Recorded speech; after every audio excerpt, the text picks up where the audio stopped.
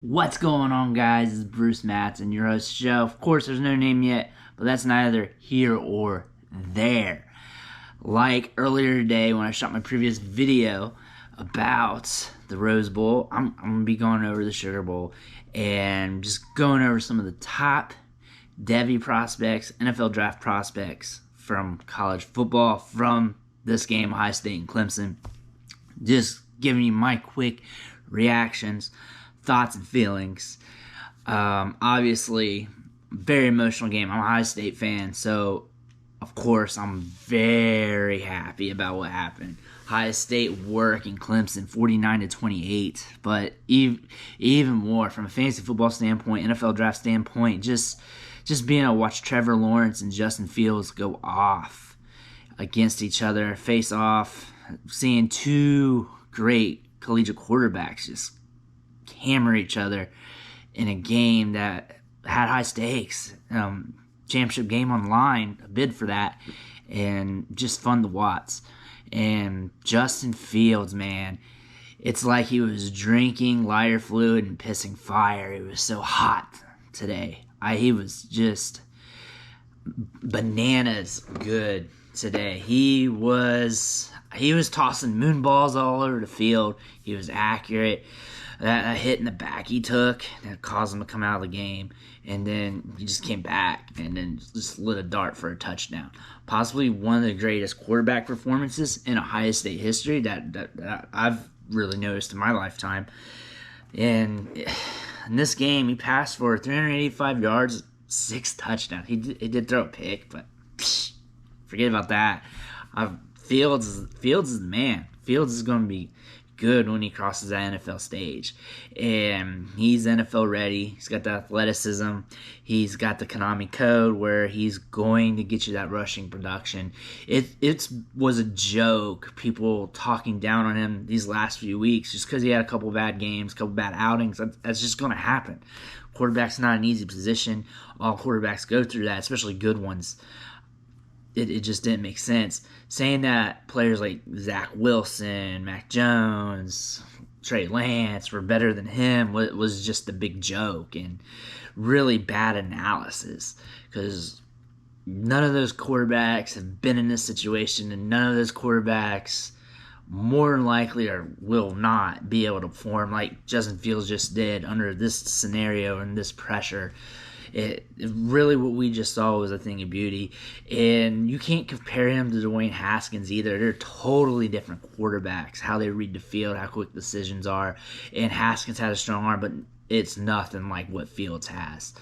And Fields has this I don't care mentality. I'm going to be on the field, and I'm going to tough it out. We've seen this in this game where he took that hit and came back in the game. Last year against Michigan when he had that knee injury, came back and did the same thing. Tosses the touchdown pass. I have already a video on Justin Fields. Just go back and watch that. Me just gloating over him. And my feelings towards him is even more immense. I was a little, not skeptical, but I was a little nervous these last couple weeks. The Northwestern game, the Indiana game. I get it. From what we saw today from Justin Fields is what I've been seeing this whole time, what I've been feeling. He's the best quarterback in Ohio State history. He's going to be a top draft pick, and do not worry about him. I'm going to deep dive more throughout this process. It's only January 1st. We have a long time till the draft, but Justin Fields is a bona fide stud.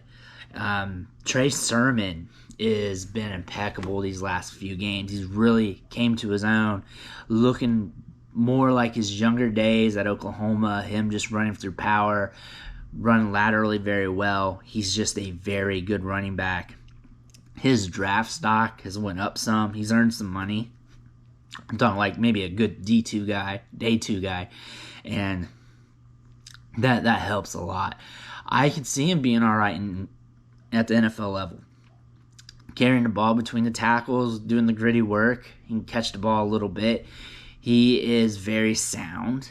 I can't wait to deep dive him some more too. I've watched a lot of his film throughout the years. He's very very fluid. He moves laterally well. He can make guys miss and run over them. He's not overly fast, but he's fast enough to get the job done. Right situation, right team, right draft capital at the NFL. He could really make something happen. He's a guy you should not sleep on.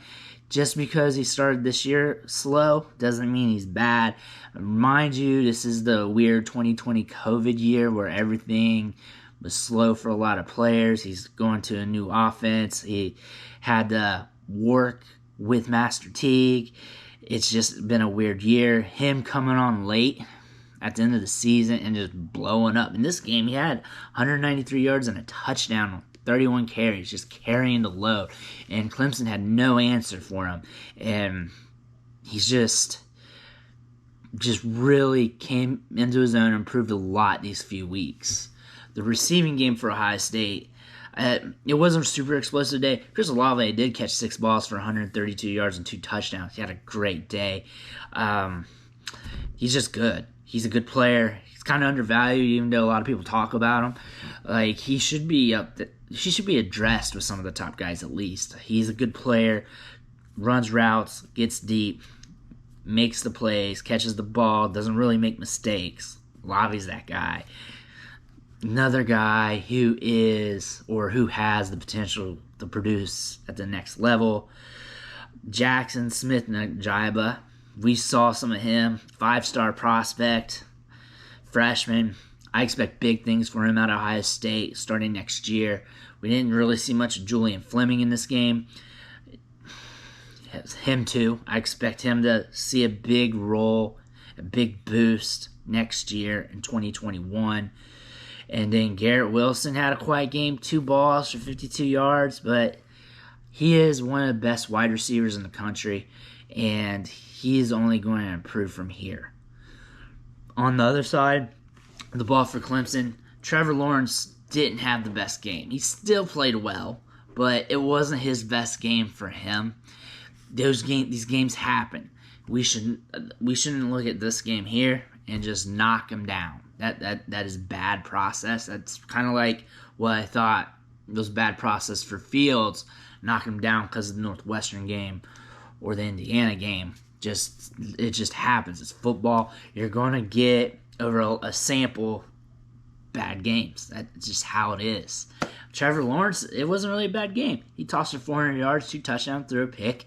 That offensive line could not hold up to the pressure. He was pressured a lot, and it just happens. It was Ohio State's night. They were the better team tonight.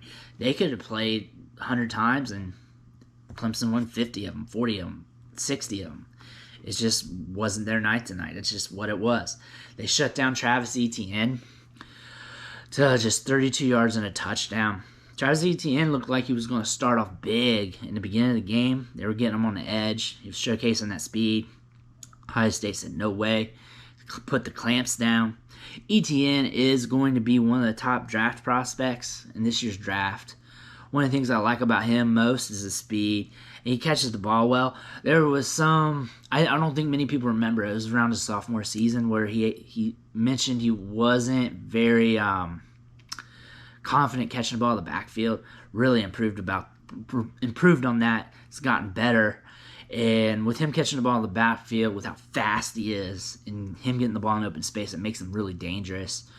I hope he goes to the right situation. He seems like a player that needs to be in the right situation and be successful. I think of him along the lines of more like an Alvin Kamara, even though they don't profile the exact same.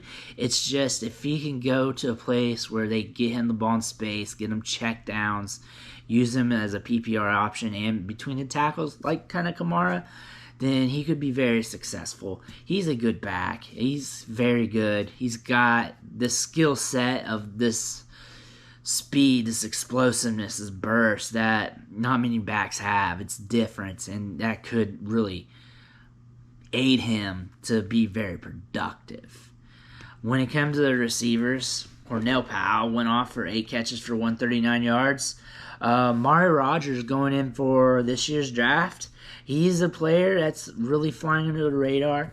You could see him going around the second, mid-rounds. He may jump once we get through the combine and stuff. He may jump higher.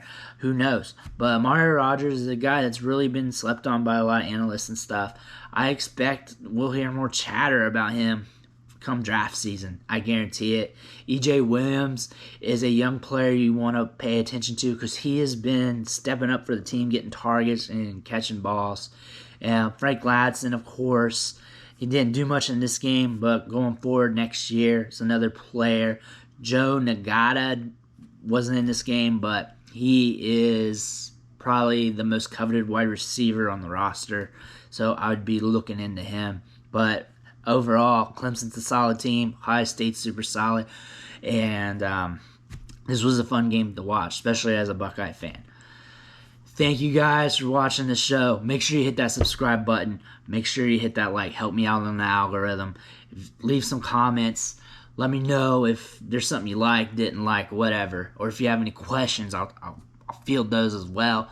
But thank you. I love you guys. I'll catch you next time.